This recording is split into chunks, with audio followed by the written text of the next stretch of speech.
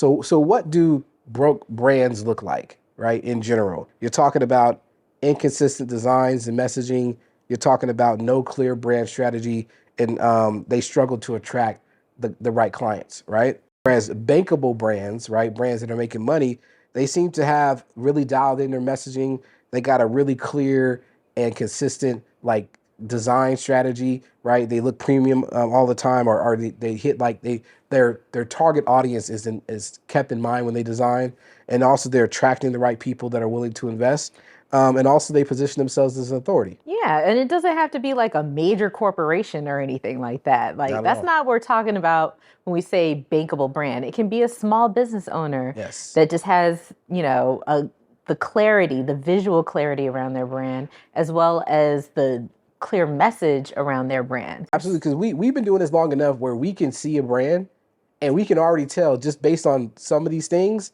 if it's likely going to be a brand that struggles to make money or a brand that's going to flourish. Why do some brands struggle to make money while others thrive online or offline? They just, what's the disconnect? I mean, there's a couple of like key things. One is going to be definitely positioning and perception. So how you position yourself as a brand, and how people perceive you.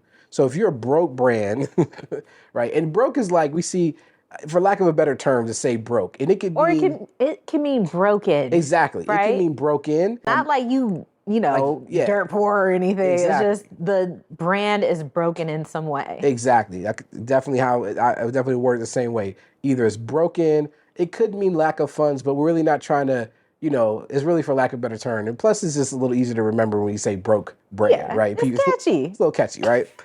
So basically, it looks like an entry level brand, right? You got the homemade designs, you got the homemade positioning and strategy.